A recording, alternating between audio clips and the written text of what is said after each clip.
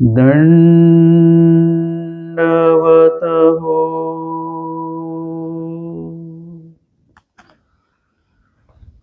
आजच्या सत्रामध्ये आचाराच्या करणीय प्रसंगासंबंधित 200 या ठिकाणी आपण आचाराचं 65 क्रमांकाचं वचन श्रवण करणार आहोत। मुक्तीची चाड तेने मुंगे विरून चिंतावे।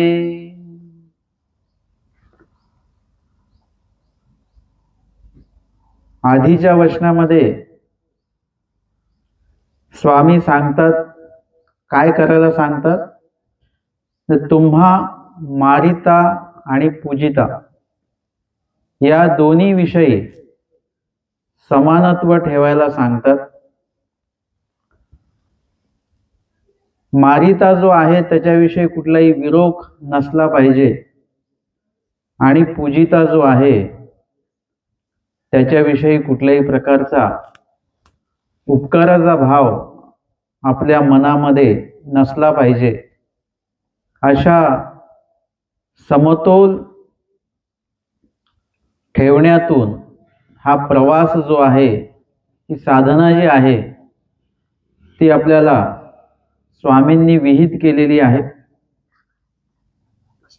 आजचं वचन आहे, मुक्तीची चाड तेने मुंगिये विरून चिंतावे। मोक्ष साधनेची ही वचनं आहेत। ईश्वर प्राप्ती ज्यांना अपेक्षित आहे, ईश्वर प्राप्तीला ज्यांना जायचं आहे, त्यांनी काय काय साधना करायची आहे, काय काय आचरण करायचं आहे, हे करणीय प्रकरणातील या वचन सारोळ्यातनं आमच्या स्वामींनी आम्हाला सांगितलेलं आहे। मुक्तीची चाड म्हणजे ज्यांना मोक्षाची इच्छा आहे, जेवढे कोणी ज्ञान घेतात, म्हणजे ईश्वर प्राप्तीला जायचं असेल तर ज्ञान हे घ्यावं लागतं। जरी आपल्याला खूप काही ज्ञान नसेल, नाही झालं तरी जेवढं काही आपण आचरण करणार आहोत त्या आचरणा एवढं तर ज्ञान आपल्याला घ्यावंच लागतं। तुम्ही भिक्षेला चाललेला असाल तर भिक्षे विधीचं ज्ञान आपल्याला असलं पाहिजे। आपण स्मरण करणार असू तर स्मरण विधीचं ज्ञान असलं पाहिजे, आटन विधीचं ज्ञान असलं पाहिजे। जे जो विधी तुम्ही कराल त्या त्या विधीची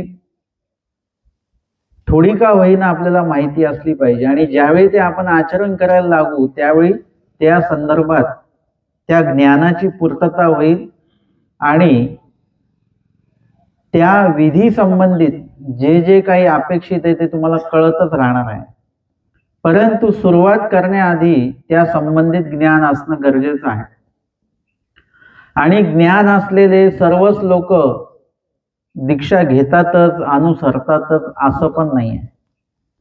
स्वामींनी आचाराच्या त्याग वचनामध्ये सांगितलेलं आहे, एक म्हणजे उद्धरणाच्या वचनांमध्ये स्वामींनी सांगितलेलं आहे की एक अनुसरतात, एक ननुसरतात। तिथे सांगितलं, जेवढ्यांना ज्ञान दिलं तेवढे सगळे परमेश्वराला समर्पित होत असतील। प्रत्येकाला ज्ञान पटतं, ऐकणाऱ्याला जे जे निरूपण ऐकतात, अध्ययन करतात, ब्रह्मविद्येचं चिंतन करतात, त्या सर्वांना देव काय सांगतात हे सगळं काय कळतं। परंतु ते सर्वजण ईश्वराला समर्पित होतातच असं नाही। मग काही अनुसरतात आणि काही अनुसरण घेत नाहीत। काही ईश्वराला समर्पित होतात आणि काही प्रपंचातनं सुटतच नाहीत। असा भाग तयार होतो।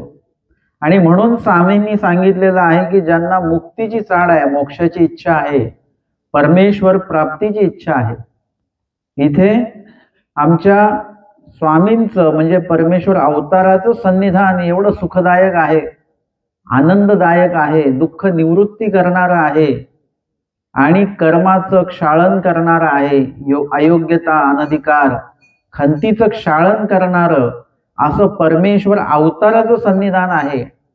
आणि स्वामी आमचे सांगतात, बाई हे बर्वे नव्हे, जी श्रीमूर्ती आहे ती तुम्हाला दिसायला सुंदर दिसते, परंतु जर का तुम्हाला मोक्षाची इच्छा असेल तर बाई भीतरी असे ते बर्वे. तुमच्यासाठी जे स्वरूप आहे या श्रीमूर्ती भीतर, परमेश्वराचं जे स्वरूप आहे ते आपल्यासाठी बर्व आहे. म्हणजे त्या पावन आपल्याला कशामध्ये व्हायचंय, त्या श्रीमूर्तीमध्ये जे स्वरूप आहे त्या अव्यक्त स्वरूपामध्ये, त्या आनंदामध्ये आम्हाला पावन व्हायचं आहे. आणि जर का तुम्हाला अशी अपेक्षा असेल तर तुम्हाला हे कार्य तुम्हाला करावे लागतील.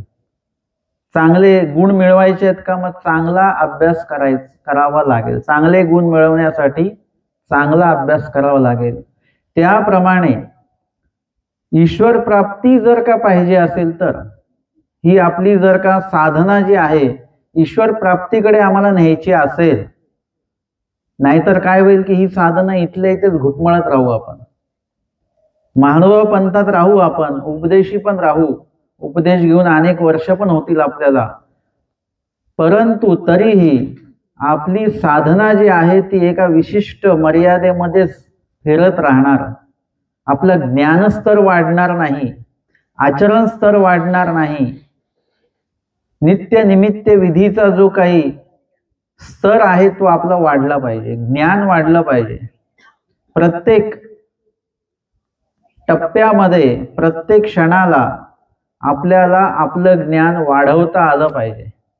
आणि हे कोण करतं असं, ज्याला मोक्षाची इच्छा आहे तोच, इतर व्यक्ती नाही.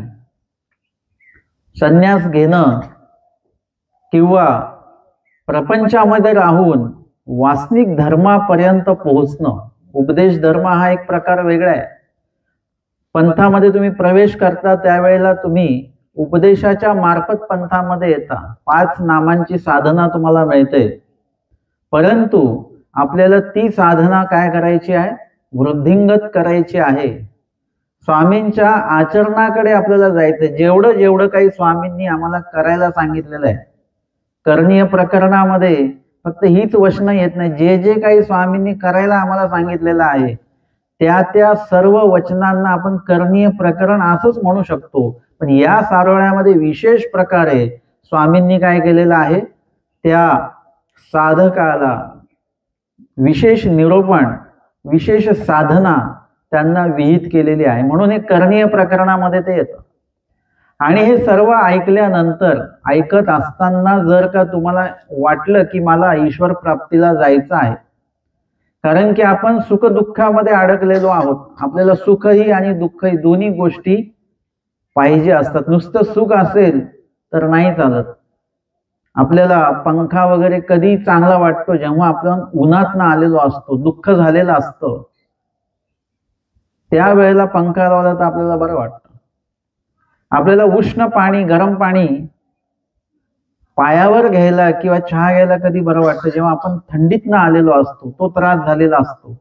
म्हणजे एखाद्या सुखाचा आनंद तेव्हाच आहे की जेव्हा आपण त्याच्या आधी काहीतरी दुःख प्राप्त झालेलं असेल तर सुखाचा आनंद आहे. उष्णताच नाहीये आणि पंखा लावला, तुम्हाला आनंद येणार नाही त्या गोष्टीचा.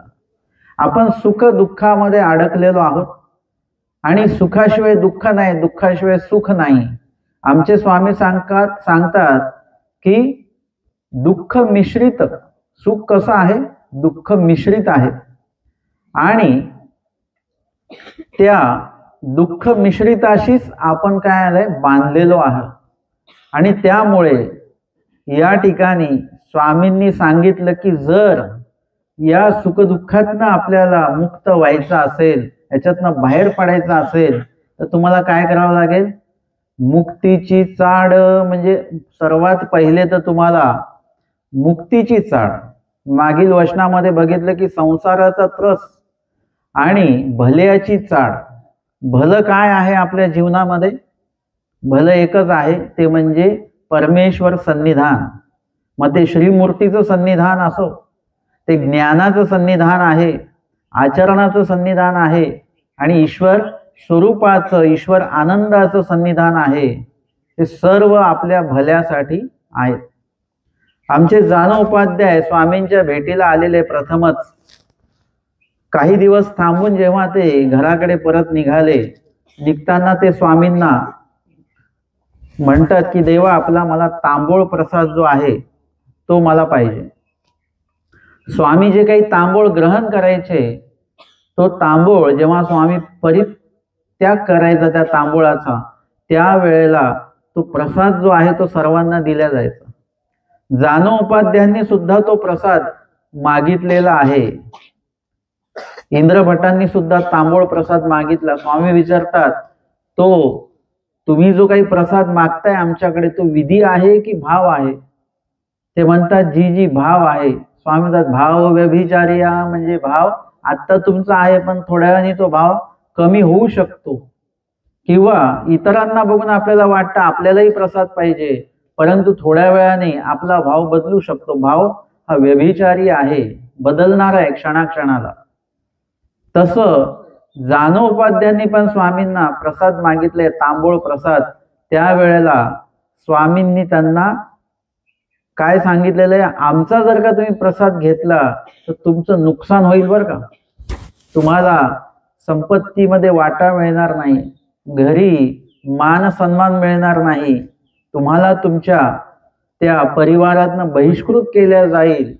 अशा प्रकारे स्वामींनी त्यांना प्रसाद घेण्याचे, खाण्याचे जे काही नुकसान होणार आहे ते सांगितलेलं आहे. मुळात परमेश्वराचा जर का प्रसाद आपण घेतो आहोत तर आपलं कधीच काही नुकसान होत नाही. झाला तर लाभच लाभ आहे, वांचून नुकसान एक अंशाने सुद्धा होणार नाही. परंतु स्वामींनी मात्र त्यांना सांगितलं की तुमची अशी अशी हानी होईल बरं का, आमचा तांबूळ प्रसाद घेतला तर. तरी सुद्धा जानोपाध्याय म्हणतात, जी जे झालं ते होऊ द्या, जेवढं काही नुकसान व्हायचं ते होऊ द्या, परंतु मला आपला तांबूळ प्रसाद ग्रहण करायचाच आहे. आता स्वामींनी काय सांगितलं, सर्व हानी सांगितलेली आहे आणि तरीही त्यांना तांबूळ प्रसाद पाहिजे आहे. स्वामींनी त्यांना परत प्रश्न केला की एवढं जर का तुमची हानी होत आहे तरी सुद्धा तुम्हाला तांबूळ प्रसाद का पाहिजे? ते म्हणाले, जी ते माझ्या भल्या कारणे मला पाहिजे, माझ्या जीवाच्या भल्यासाठी मला ते पाहिजे. आणि जर का तुम्हाला तुमच्या जीवाचं भलं करायचं असेल तर देवाने जी काही हानी सांगितली ना जानोपाध्यांना, ती हानी होणारच आहे. कारण की ती हानी आपणच आपली करायची आहे. जर का तुम्हाला ईश्वर पाहिजे असतील तर तुम्हाला ती संपत्ती तिकडची सोडावीच लागणार. तुम्हाला तो काय मान सन्मान तिथला आहे, व्यवहारातला, प्रपंचातला, तो सोडावाच लागणार आहे, तो त्याग करावाच लागणार आहे. ही हानी आधी स्वीकारायचीच आहे आपल्याला, त्याशिवाय परमेश्वर संपत्ती जी आहे ती आपल्याला प्राप्त होणार नाही. आणि म्हणून इथे जानोपाध्यायी सुद्धा बरोबर बोलतायत आणि स्वामींनी सुद्धा त्यांना जे घडणार आहे तेच बरोबर सांगितलेलं आहे. ईश्वर प्राप्ती पाहिजे, ईश्वर संपत्ती पाहिजे, तर मग इतर जी संपत्ती आहे, प्रपंच संपत्ती जी आहे ती असंपत्ती करावी लागेल, ती सोडावी लागेल, त्यागावी लागेल आणि मगच परमेश्वर भेटतील. आणि म्हणून इथे जानोपाध्यांचं उत्तर आमच्यासाठी अतिशय महत्वाचं आहे की ते म्हणाले की माझ्या भल्यासाठी, माझ्या जीवस्वरूपाच्या भल्यासाठी, आणि आपण आपल्या देहस्वरूपाच्या भल्यापेक्षा आपण आपल्या जीव स्वरूपाचं जे भलं आहे त्याकडे अधिक लक्ष दिलं पाहिजे अध्यात्माच्या त्या विधीमध्ये. आणि इथे स्वामी सुद्धा तेच सांगतात की मुक्तीची चाड, चाड म्हणजे भलं आहे. आपल्याला आपली भलं करण्याची जी चाड आहे, आवड आहे, ती आपल्यामध्ये निर्माण झाली पाहिजे. आणि म्हणून ती चाड जी आहे ती आधी मोक्षाची इच्छा झाली पाहिजे. इतर गोष्टी त्यामध्ये भेटणारच आहेत. परमेश्वर प्राप्तीसाठी म्हणून जे साधना आहेत ती सुद्धा भेटणार आहेत, सेवादास्य पण भेटणार आहे, स्मरण पण होणार आहे, नित्यनिमित्त विधी पण होणार आहेत. परंतु चाड कसली पाहिजे? भल्याची चाड असली पाहिजे आधी. जसं तुम्हाला कुठे जायचं असेल, तुम्ही काय करता, तिथलं तिकीट काढता. त्या गावाचं तिकीट काढतो आपण, म्हणजे जिथे जायचंय त्याची निश्चिती आधी मनात झाली आणि त्यानंतर प्रवास होणार आहे, प्रवासामध्ये अनेक गावं लागणार, अनेक प्रदेश तुम्हाला लागणार आहेत, परंतु त्याआधी तुम्हाला गावाची निश्चिती करावी लागते, तिथलं तिकीट काढावं लागतं, मग तुमचा प्रवास निश्चित होतो. तुम्हाला विचारलं कुठलं तिकीट पाहिजे, आपलं निश्चितीच नसेल तर मग कुठल्या गाडीत बसायचं आपण. मग त्यासाठी काय करावं लागतं, आधी निश्चिती करावी लागते. तर आम्हाला मोक्षाची निश्चिती आधी करावी लागणार आहे की आम्हाला मोक्ष पाहिजे आहे, आणि मग मोक्ष पाहिजे तर मग आम्हाला काय काय करावे लागतील, त्या साहित्यांची, त्या विधींची जमवाजमव करावं लागेल. तुम्हाला आधी ठरवावं लागतं की काय पदार्थ बनवायचा आहे, त्यानुसार साहित्य तयार होत असतं, त्यानुसार साहित्य तुम्ही जमवत असता. पदार्थाची निश्चिती ही आधी आहे. त्या पद्धतीने तुम्हाला जायचं कुठे आहे, प्रपंचाकडे जायचं आहे, नरकाकडे जायचं आहे, स्वर्गाकडे जायचं आहे, देवतेकडे जायचं आहे, दुःखाकडे जायचं आहे की परमेश्वराकडे जायचं आहे, हे सगळ्या गोष्टी आधी ठरवाव्या लागतात. आणि जिथे जायचं असेल ती साधना तुम्ही करा. भगवद्गीतेमध्ये सांगितलेलं आहे, तुम्ही भूतांची पूजा केला तर भूतांना पावन व्हाल, पितृंची पूजा कराल तर पितृला पावन व्हाल, तुम्ही देवतेची पूजा कराल तर देवतेला पावन व्हाल, माझं पूजन कराल, कृष्ण महाराज म्हणतात, म्हणजे परमेश्वराचं पूजन कराल तर परमेश्वराला पावन व्हाल. तुम्हाला जायचं कुठे आहे त्यानुसार त्याची निश्चिती आधी करावी लागेल आणि त्यानंतर त्यासाठी लागणारी जी साधना आहे, जे विधी आहेत, त्याची माहिती तुम्हाला करावी लागेल. आणि म्हणून स्वामींनी काय केलेलं आहे, वचनाच्या आधी म्हटले की मुक्तीची चाळ, ज्याला मोक्षाची इच्छा आहे त्याने मुंगिये विरू न चिंतावे, मुंगीचं सुद्धा वैरत्व चिंतायचं नाही. आता वचन काय सांगते, मोक्षाची इच्छा असेल तर मुंगीचं वैरत्व चिंतायचं नाही. याचा अजून उलट आपण जर का केलं, जो व्यक्ती मुंगीचं सुद्धा वैरत्व चिंतत नाही त्याच व्यक्तीच्या अंतःकरणामध्ये मोक्षाची चाड निर्माण होऊ शकते, अन्यथा नाही. जो मुंगीचं सुद्धा वैरत्व चिंततो, मुंगीला सुद्धा सोडत नाही, त्याविषयी पण हिंसक भाव जो ठेवतो, तो व्यक्ती परमेश्वराच्या त्या प्राप्तीला पात्र ठरू शकत नाही, योग्य होऊ शकत नाही. त्यासाठी त्याला हे सगळं सोडावं लागतं. पूर्व काळामध्ये आमचे आचार्य भट्टोबास, ते काय, त्यांच्या हातामध्ये तलवार असायची, हिंसक वृत्ती होती त्यांची, परंतु दादोसांच्या मुखातनं आमच्या स्वामींच्या नामाचं श्रवण त्यांनी केलं आणि त्यानंतर त्यांच्यामध्ये लगेच बदल झालेला आहे.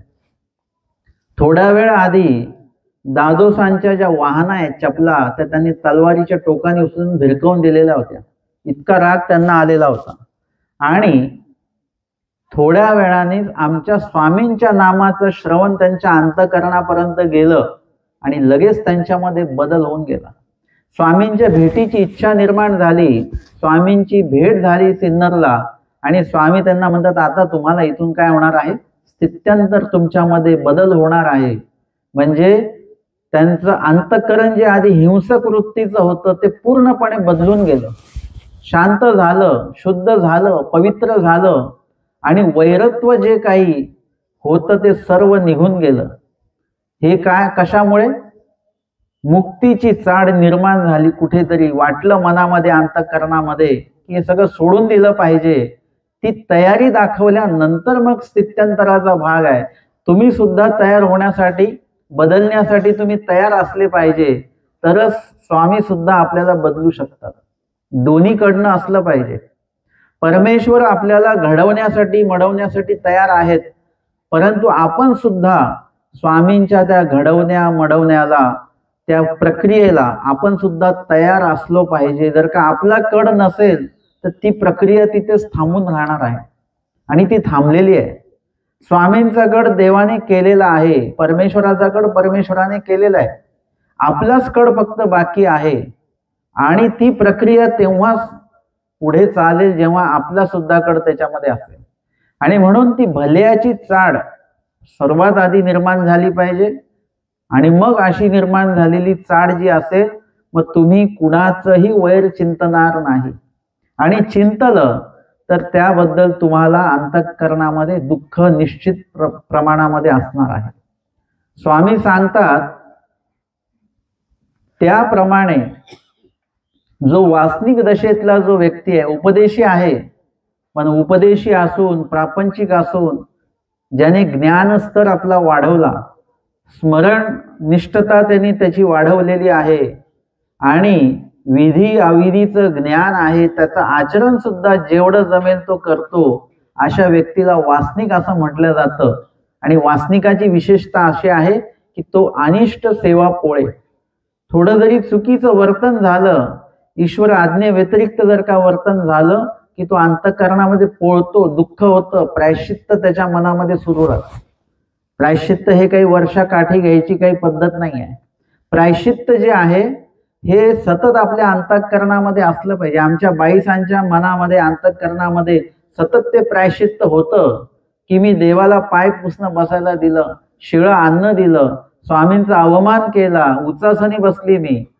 अशा प्रकारचं प्रायश्चित्त बाईसांना शेवट काळपर्यंत होतं.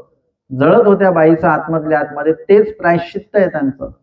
अशा प्रकारे वासनिक दशेमध्ये पोहोचलेला व्यक्ती सतत ईश्वराच्या विधीमध्ये असण्याचा प्रयत्न करतो, प्रपंचात असला तरी. आणि ज्या काही चुकीच्या क्रिया घडत असतील, घडल्या कळत न कळत, त्याविषयी प्रायश्चित्त असतं. अशा वासनिक दशेपर्यंत तोच व्यक्ती पोहोचू शकतो प्रपंचात राहून, ज्याला मोक्षाची इच्छा आहे. आणि म्हणून सांगतात की तेने मुंगी विरू न चिंतावे, म्हणजे अशा व्यक्तीने मुंगीचं सुद्धा वैरत्व जे आहे ते चिंतायचं नाही, इतकं शुद्ध अंतःकरण त्या व्यक्तीचं असलं पाहिजे. या संबंधित प्रकरण वशाची जी लीळा आहे ती आपण उत्तरार्ध 277 क्रमांकाची आधीच घेतलेली आहे, की ज्याच्यामध्ये स्वामींवर आरोप करणारा व्यक्ती जो आहे त्याच्या बाबतीत सुद्धा चुकीचा उल्लेख, चुकीचं उच्चारण, अपशब्द बोलू नये. आणि बोलले म्हणून साधाईसांना स्वामींनी शिक्षा पण केलेला आहे. ही लीळा आपल्याला यासाठी प्रमाणभूत आहे. आणि त्यामध्ये जे जे काही निरूपण स्वामींनी केलं त्यामध्ये हे वचन सुद्धा या ठिकाणी आलेलं आहे की मुक्तीची चाळ तेने मुंगीये विरू सुद्धा चिंतन करू नये असं स्वामींनी सांगितलं. मुंगिये विरू म्हणजे हा ठाववेरी अहिंसकत्व. इथे मुंगी का सांगितली बरं? म्हणजे मुंगीचा उल्लेख का केला गेला? वचनामध्ये मुंगीचं नाव आलेलं आहे. मग स्वामींनी इतर जीव जंतू असताना मुंगीच का त्या ठिकाणी सांगितलेली? मुंगी उपलक्षणे अजूनही काही आपल्याला कीटक दिसतात, मग ते न सांगून इथे मुंगीच का सांगितलेली आहे? तर मुंगीचं बाबतीमध्ये असं असेल की काही कीटक जे असतात ते तुम्हाला विशिष्ट वेळातच दिसतात. जसं ना पाऊस येणार असेल तर आधी नाही का ते पंखाचे हे असतात, किडे असतात, पाखरं असतात ते छोटे, ते त्या वेळातच दिसणार. म्हणजे प्रत्येक कीटकांचा एक वेगवेगळा तो भाग आहे की त्या त्या काळामध्ये ते दिसणार आहे. काही कीटक तुम्हाला उजेडाच्याच भोवती दिसणार आहेत, परंतु मुंगीचं तसं नाहीये. मुंगी आपल्याला 12 महिने मरेपर्यंत, आपल्या जन्मापासून तर आपल्या मरेपर्यंत मुंगी ही आपल्याला दिसतच राहणार आहे. असं एक ठिकाण नाहीये पृथ्वी तलावर ज्या ठिकाणी मुंगी नाही. प्रत्येक जेवढी काही भूभाग आहे तेवढ्या भूभागामध्ये मुंग्या आहेत. हे सांगितलेलं आहे की मुंग्यांचेच कितीतरी प्रकार आहेत, 21,000 की काहीतरी असं सांगितलेलं आहे. मुंग्या इतक्या प्रकारच्या मुंग्याच आहेत नुसत्या, वेगवेगळ्या प्रकारच्या. आणि तुम्हाला सुद्धा तुमच्या घरामध्ये तशा मुंग्या दिसतात. लाल मुंग्या असतात, पैसे जास्त झाले की काळ्या मुंग्या येतात असं म्हणतात बरं का. काळ्या मुंग्या दिसल्या की म्हणतात त्यांच्याकडे पैसे जास्त आहेत वगैरे वगैरे. तर आपल्याला मुंगी हा जो प्रकार आहे तो सगळीकडे दिसतो. तिथे म्हणतात की अस्तिपरीमध्ये हिंसा शून्य असं देवानी म्हटलं नाहीये. हिंसेवर स्वामींनी शून्यता असं सांगू शकले नाही. स्वामी का नाही सांगू शकले? कारण की आपण कधीही निर्हिंसक होऊ शकत नाही. आपण कमी हिंसक आहोत. महानुभाव पंथ जो आहे जर कोणी जगातलं कोणी व्यक्ती म्हणत असेल आम्ही निर्हिंसक आहोत, कुणीही निर्हिंसक नाही. आपण सर्व कमी हिंसक आहोत, आपण कमी हिंसा करतो, पण हिंसा ही आपल्याकडनं होतच असते. म्हणून आस्तिपरीमध्ये हिंसा शून्य असं सांगितलं नाही स्वामींनी. ते सांगतात की हिंसा ही दरात दरकुटाही न चुके. तुम्ही कुठे जरी गेलात, एकांतात जरी गेलात, डोंगरात जरी गेलात, तरी तिथे हिंसा ही होतच राहते. आणि म्हणून आम्ही अहिंसक नाही. तरीही महानुभाव अहिंसक कसा आहे?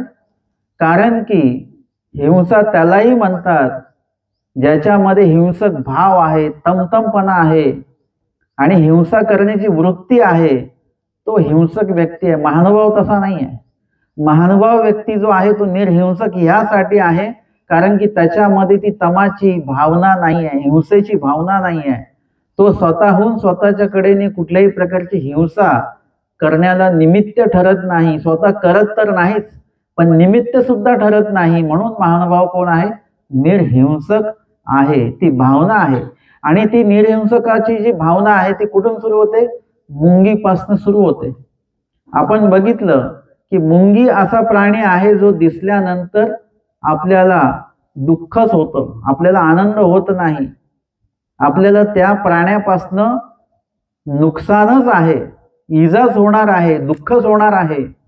तरी सुद्धा इथे सांगतात की त्या व्यक्तीविषयी सुद्धा, जसं व्यक्तीविषयी नाही सांगितलेलं आहे, मनुष्याविषयी हिंसक भावना नाही सांगितलेली आहे, तशाच प्रकारे मुंगीविषयी सुद्धा आपल्यामध्ये कुठल्याही प्रकारे हिंसेचा भाव असता कामा नये. बघितलेलं आहे की मुंग्या जर का असतील आपण काय करतो? झाडू घ्या, लगेच झाडून काढा ते. आपल्याला वाटतं की हलक्या हाताने झाडलं की मुंग्या आपोआप बाजूला होऊन जातात. परंतु तुम्ही कधी बघितलेलं आहे का? मुंग्या केवढ्याशा आहेत? एवढूशाच आहेत. त्यांना जेव्हा आपण हाताने इकडे तिकडे करू तर काय होईल? झाडूनी जरी त्यांना आपण बाजूला केलं तरी काय होईल? त्यांना इजाही होणार आहे. फक्त त्यांची इजा आपल्याला लक्षात येत नाही, दिसत नाही. जसं मी म्हणत असतो, आपण झाडाचं फूल तोडतो, पान तोडतो, झाडाला इजा होते की नाही होते? झाडाला इजा होते, त्या फांद्यांना इजा होते, त्यांना दुःखही होतं, पण ते दुःख आम्हाला दिसत नाही. आम्हाला फूल दिसतं, आम्हाला पान दिसतं. आमच्याकडे मंदिरामध्ये काय झालं की कोणीतरी ते नागवेलीचा वेल लावला. मग आता ते काय व्हायचं की मंदिरामध्ये जरी पानं असली तरी ते महिला वर्ग काय करायचे? ताजं पान तोडून आणायचे. विडा कोणाला व्हायचा? देवाला व्हायचा आहे. आणि आता इजा कोणाला करायची आहे? त्या झाडाला करायची आहे. दुःख त्या झाडाला होणार आहे. आक्रोशही होत असेल पण तो आपल्या कानापर्यंत पोहोचत नाही. मुंगी सुद्धा ओरडत असेल पण आपल्या कानापर्यंत तो आवाज पोहोचत नाही. आपण लक्ष कोणाकडे देतो? ज्यांचा आवाज आपल्यापर्यंत पोहोचतो तेच आपल्या लक्षात येतं. ज्यांचा आवाज येत नाही त्यांनाही दुःख होतं. मग त्याचं काय? आता माझी परिस्थिती अशी झाली की ते झाड वेल काढताही येत नाही, काढला तरी ते मरणार आणि ठेवला तर असं त्याला दुःख होत राहणार. तर काय करायचं? मग जसे आमचे परमगुरु होते आमचे भालुतकर बाबाजी, भालुतकर बाबाजींचं असं होतं, जुन्या पठडीतले होते बाबा. एखादं बीचं फळ जरी त्यांनी खाल्लं, चिकू जर का खाल्लं, त्याच्यामध्ये बी निघतात, 2-3 बी अशा मोठ्या मोठ्या निघतात. आपण काय करतो? चिकू खातो आणि बी फेकून देतो. मग ती बी जिथे पडणार आहे तिथे ती रुजणार आहे, तिथे ती पल्लवित होणार आहे आणि त्याचं मग छोटस झाड, वृक्ष, जे काय असेल ते तयार होईल. याला निमित्त कोण ठरलो? आपण ठरवू. मग काय करायचे बाबा? जे फळ खाल्लं त्याच्यात बी निघाली तर ती बी फोडून फेकायची, म्हणजे ती उगवणार नाही. म्हणजे त्याला निमित्त आपण ठरता कामा नये. एवढा बारकावा महानुभाव साधक, महानुभाव आचार प्रणालीमध्ये बघितल्या जातो. इतक्या प्रकारे आपण कशालाही निमित्त होता कामा नये. आणि मग तो विचार माझ्या डोक्यामध्ये सुरू होता. मग आता काय करायचं?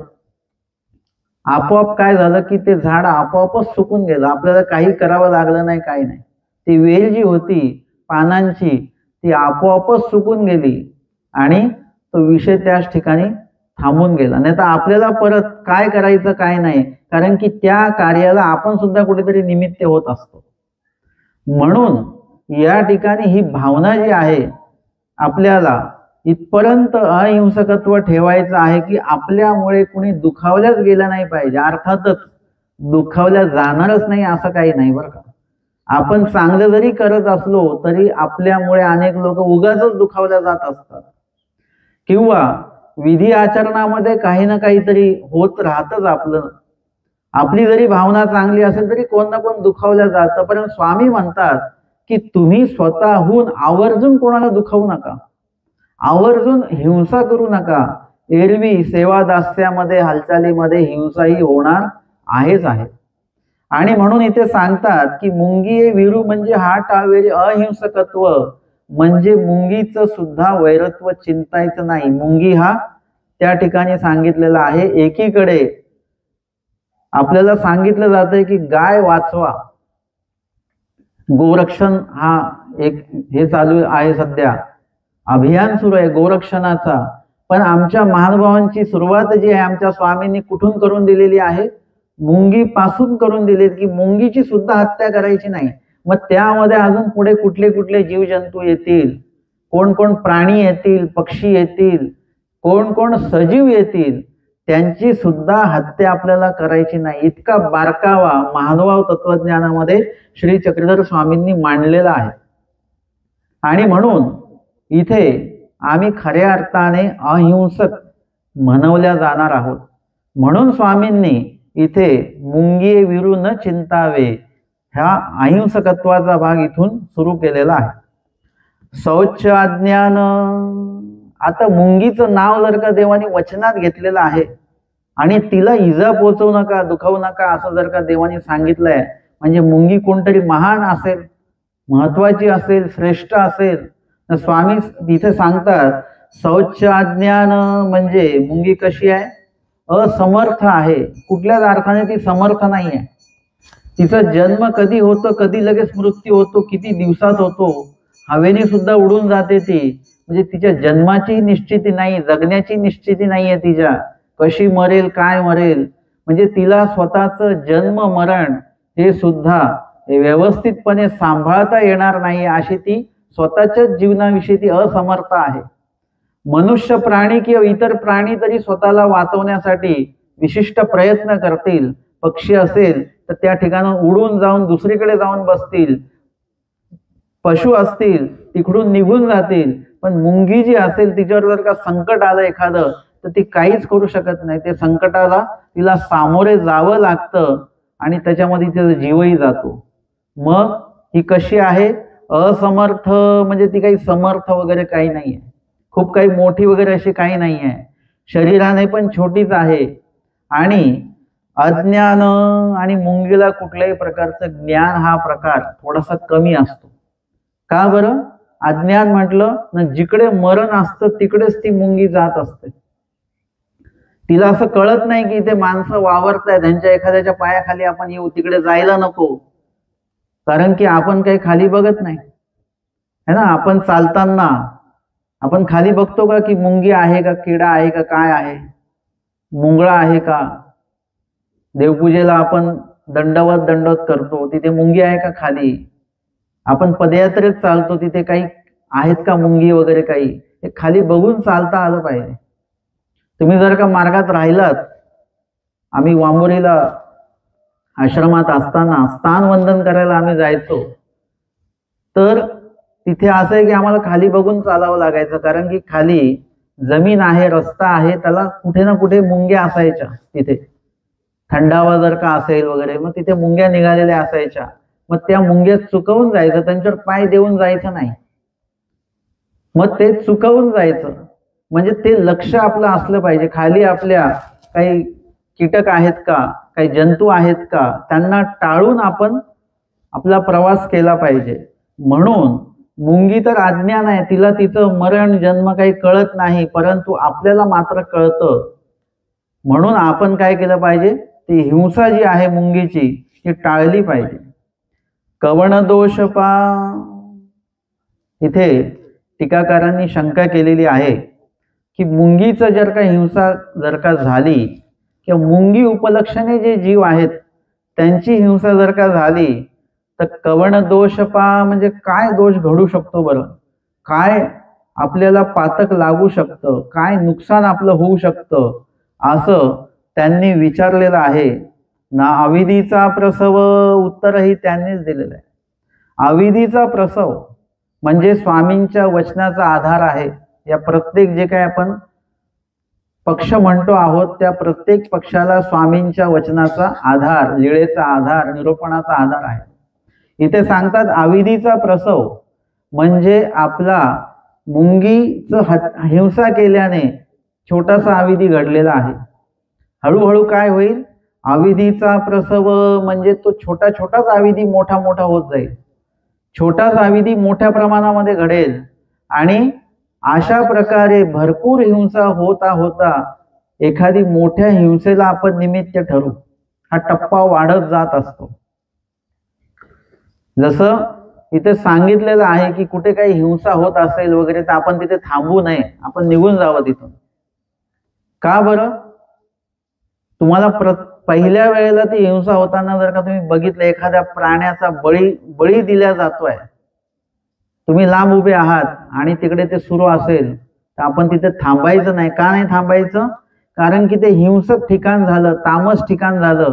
तिथे आपण थांबलो तर आपली बुद्धी पण तशीच होईल आणि हळूहळू आपल्याला जे आता बघायला नकोसं वाटतंय ते आपण अजून जवळ जाऊन बघू, अजून जवळ जाऊन बघू. एखाद्या वेळेस आपण त्याला निमित्त ठरू आणि आपल्याकडनं सुद्धा ती क्रिया जी आहे ती पुढच्या टप्प्यात घडू शकते. का? आपलं अंतःकरण जरट होत राहतं. हिंसात्मक गोष्टी बघून आपलं अंतःकरण जरट होतं. म्हणून अशा ठिकाणी आपण थांबायचं नाही. हे काय आहे ना, अविधीचा प्रसव असा दोष जो छोटा असेल, लहान असेल, तो सुद्धा वाढत वाढत जातो आणि मोठ्या अविधीला आपण कारणीभूत होऊ शकतो. जसं आपण लहान असतो तेव्हा अख्खी चपाती खातो का आपण? ना, चपातीचा थोडा थोडा तुकडा तुकडा खात असतो आणि हळूहळू काय होतो, आपण मोठे होत जातो तसा आपला आहार वाढतो. आपलं आहार वाढल्यानंतर आपली चपातीचा जो काही प्रमाण आहे ते सुद्धा वाढत वाढत वाढत जातं. तशा पद्धतीने हिंसा आपण पूर्व काळात जरी छोटी हिंसा केली आणि त्याचं प्रायश्चित्त नाही केलं तर ती हिंसेचं प्रमाण वाढत जातं.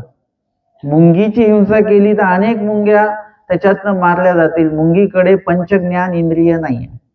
पंचज्ञान इंद्रिय त्याहीपेक्षा मोठे जे प्राणी आहेत, मग कासव असेल, बेडूक असेल, त्यांच्यापर्यंत ती हिंसा जाईल. पशुपर्यंत ती हिंसा जाईल. म्हणजे मोठे जे पशु आहेत त्यांची सुद्धा हिंसा घडण्याला कारणीभूत आपण ठरू आणि पुढे जाऊन मनुष्यापर्यंत ही हिंसा जाते. ही हिंसा अशी वाढत वाढत जाते. अविधीचा प्रसव होतो. म्हणून इथे सरळ सरळ तुम्हाला नरक नाही होणार, पण नरकाचा जो काही प्रवास आहे तो मात्र सुरू होतो. मुंगीचं एखाद्याचं जर का मन दुखवलं आपण, ते मन किती प्रमाणामध्ये तुम्ही दुखवलेलं आहे, कमी प्रमाणात दुखवलेला असेल तर मुंगीचा जन्म त्या ठिकाणी लागू होत असतो. त्याच्यापेक्षा मोठ्या प्रमाणात दुखवला असेल तर त्याहीपेक्षा जे मोठे प्राणी आहेत त्यांच्या कर्मफळात आपल्याला जावं लागतं. अजून मोठं दुखवलं असेल तर हत्तीपर्यंत त्या कर्मफळामध्ये आपल्याला दुःख भोगण्यासाठी जावं लागतं. मन किती प्रमाणामध्ये तुम्ही दुखवता त्यानुसार त्या त्या प्राण्यांच्या कर्मफळामध्ये आपल्याला जावं लागतं. त्यानंतर त्या कर्मफळातल्या किती प्राण्यांना तुम्ही त्या प्राण्यांची हिंसा करता त्यानुसार त्याच्या पुढच्या टप्प्यामध्ये आपण जात असतो की गवता जर का मुंगीची हत्या केली असेल तर गवताच्या जन्मामध्ये आपण जात असतो. म्हणून तुम्ही बघा गवताची संख्या किती आहे बघा. कुठेही जा तुम्हाला गवत वगैरे, घास वगैरे हे सगळं जास्त प्रमाणामध्ये दिसतं. का? कारण की मुंग्यांची हिंसाच त्या प्रमाणामध्ये होत असते. म्हणून तसं इतर प्राणी आहेत म्हणजे त्यापेक्षा मुंगीपेक्षा जे पंचज्ञानेंद्रिय असलेले जे प्राणी आहेत त्यांची हिंसा केली तर त्याच्यापेक्षा गवतापेक्षा जे मोठे जे काही झाडं आहेत त्याच्यामध्ये त्याच्यापेक्षा मोठी असेल हिंसा तर त्याच्यापेक्षा मोठ्या झाडांमध्ये खूप प्रमाणामध्ये मोठ्या प्रमाणात हिंसा असेल मोठ्या प्राण्याची, तर वडाच्या झाडामध्ये सुद्धा जावं लागेल. वडाच्या झाडाचं आयुष्य किती 1000 वर्ष आहे. हे काय सांगितलं ना, अविधीचा प्रसव. जसं जसं आपण हिंसा करू, मन दुखवू ज्या प्रमाणात, त्या प्रमाणात त्या त्या कर्मफळात जावं लागेल. त्या त्या कर्मफळातल्या जीवांची हिंसा केली तर गवतादिक झाड वृक्ष यांच्यामध्ये जावं लागेल. आणि त्यांची जर का हिंसा केली तर मग कुठेतरी चौकडीला ते दुःख आपल्याला भोगायला मिळणार आहे. असा दोष वाढत जातो, दुःख वाढत जातं, प्रसव वाढत जातो आणि मोक्ष जो आहे आपला त्याच्यामुळे तो अंतरतो. म्हणून इथे सांगितलं की अविधीचा प्रसव होतो आणि ईश्वरीची खंती वेशानुरूप. अजून काय होतं बरं? नुसतंच अविधी वाढतो का? ईश्वराला खंती सुद्धा येते. ईश्वराला सुद्धा वाईट वाटतं की आम्ही एवढं अहिंसकत्व सांगितलेलं असताना सुद्धा हा जीव हिंसेची काही पाठ सोडत नाही. म्हणून देवाला सुद्धा आपली खंती येत असते. आणि मुक्ती म्हणजे मोक्ष या वचनामध्ये सांगितले की ज्यांना मुक्तीची चाड आहे. मुक्ती म्हणजे कशापासून मुक्ती? या देहातनं मुक्ती पाहिजे का आपल्याला? किंवा अजून कुठल्या दुःखातनं मुक्ती पाहिजे का? मुक्ती कशाला म्हटलेलं आहे ना? मुक्ती म्हणजे मोक्ष. म्हणजे मोक्ष म्हणजे काय? ज्या मोक्षाच्या प्राप्तीनंतर परत तुम्हाला इथे सुख दुःखाच्या चक्रामध्ये यायचं नाहीये, या कर्मफळाचा चक्रामध्ये यायचं नाहीये. तिकडे चतुर्विध कर्मफळ जे सांगितलेलं आहे त्याच्यामध्ये यायचं नाहीये. त्या सर्वांपासून आपली मुक्ती होते. त्या भागातच आपल्याला यायचं नाही. सुखामध्ये यायचं नाहीये, दुःखामध्ये यायचं नाहीये, नरकामध्ये यायचं नाहीये, कुठल्याही प्रकारच्या कर्मफळामध्ये यायचं नाहीये. ती मुक्ती आहे खऱ्या अर्थाने. आणि परमेश्वर प्राप्ती जिथे निश्चित होते आपली, पुनःसंबंधापासूनच आपली जी प्राप्ती आहे ती निश्चित होते, हीच आपली मुक्ती आहे. म्हणजे आपण ह्या सर्व गोष्टीतनं मुक्त झालेलो आहोत. आणि मुक्ती म्हणजे मोक्ष. मुक्ती म्हणजे काय? मोक्ष आहे. सर्वार्थाने मुक्तता आपल्याला झालेली आहे, त्याला मुक्ती म्हणावं. तया विघातक कपाट काजे तेथ बंद की. आणि हे कशासाठी सांगितलं बरं? हे ना जर का मुंगीची हिंसा सुद्धा काय आहे? आपल्याला विघातक आहे. मोक्ष मार्गाच्या त्या वाटेसाठी काय आहे? तो दरवाजा ठरेल आपल्यासाठी, बंद दरवाजा ठरेल. मुंगीची जरी हिंसा असेल तर सुरुवात मात्र तिथूनच होते आणि हळूहळू मुंगीची हिंसा होता होता अजून त्याच्यापेक्षा मोठे कीटक असतील, प्राणी असतील, पशु असतील, पक्षी असतील, कर्मराटीचे जे काही लोक असतील ते झाले, वेदवंत बोधवंत अनुसरले भक्त, इथपर्यंत ही हिंसा पोहोचते. सुरुवात मुंगीपासून झालेली आहे, परंतु हिंसा मात्र भक्तापर्यंत पोहोचते. आणि भक्तापर्यंत पोहोचलेली जी हिंसा आहे ती पुढे ईश्वर अवतारापर्यंत देखील पोहोचू शकते. महादेवा भक्त रोज त्या ब्राह्मणाला विचारतात की ते आमचे स्वामी कसे आहेत, काय आहेत. रोज स्वामींची चौकशी करतात. एक दिवशी तो ब्राह्मण म्हणतो की यांना आपण खोटं सांगूया. आणि ते खोटं सांगतात. ते म्हणतात की तुमचे जे स्वामी त्यांचे ऐसेनी ऐसे झाले सर्पदंशाचे निमित्ते. म्हणजे तुमचे स्वामी सरले असं ते म्हणतात. त्यांनी 3 वेळा ते विचारलं खरंच असं झालं का? ते म्हणे हो खरंच झालं. एखादा माणूस जेव्हा खोटं बोलतो किंवा मस्करी करतो तेव्हा 2-3 वेळा तो करू शकतो, पण नंतर कधीतरी तो खरं बोलतो. तशा पद्धतीने त्यांनी ते विचारलेलं आहे. पण यांनी काय केलं? ते अशाच पद्धतीने सांगितलं हो ते सरले, खोटं बोलले ते. आणि तेवढ्यामध्ये 3ऱ्या वेळा त्यांनी विचारलं, त्यांनी सुद्धा हो म्हटलं. आणि 3ऱ्या वेळा आयता क्षणी महादेवा भक्तांनी काय केलेलं आहे की आपलं देह जे आहे ते सोडून दिलेलं आहे. ईश्वर दर्शनाला निघून गेले ते. भक्त जो आहे तो ईश्वराशिवाय राहू शकत नाही. आणि ईश्वरच गेले तर मी आता राहून काय करू, हा विचार भक्ताच्या त्या अंतःकरणामध्ये होतो. आणि परमेश्वर जे आहेत ते भक्ताचा आत्मा आहे. परमेश्वरच नाही तर मी नाही, अशा प्रकारची समर्पणाचा भाग नुसता शाब्दिके नसतो, ते क्रियेमध्ये पण असतो. बाईसांकडनंही आम्हाला लक्षात येतं आणि महादेवा भक्तांकडनंही लक्षात येतं. या ठिकाणी ते जे काही ब्राह्मण आहेत पलीकडच्या गावातनं येणारे ते महादेवा भक्तांच्या सरण्याला, मृत्यूला कारणीभूत झाले. अर्थातच माधव भक्त ईश्वर दर्शनालाच गेले, पण त्यांच्या देह सोडण्याला निमित्त कोण झाले? ते ब्राह्मण झालेले. इथपर्यंत आपली जी काही प्रसव चाल आहे ती वाढत जाते आणि त्या ठिकाणी भक्ताच्या ठिकाणी घडलेली जी हिंसा आहे ती पुढे ईश्वर अवतारापर्यंत पण जाते आणि ईश्वराला सुद्धा आपण त्रासदायक ठरतो. अशा प्रकारे हा प्रसव वाढत वाढत जातो आणि आपली मोक्ष साधना आहे ती एका बाजूला पडून जाते. ईश्वर प्राप्तीला तर आपण जाणार नाही, पण नरक प्राप्तीला आपण जाणार. कुणाचंही वाईट केलं, कुणालाही दुखवलं, हिंसा केली, यामुळे कुठल्याही प्रकारची शांतता प्रस्थापित होत नसते.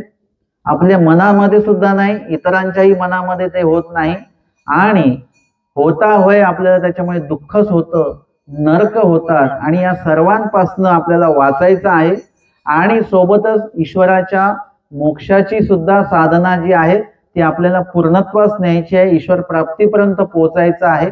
हेच आजच्या या वचनामध्ये स्वामींनी सांगितलं. आजच्या सत्रात आपण या ठिकाणी आचार करणीय प्रकरणातील 65 क्रमांकाचं वचन आणि त्या संबंधित विश्लेषण जे आहे ते या ठिकाणी आपण श्रवण आणि चिंतन केलेलं आहे. दंडवत हो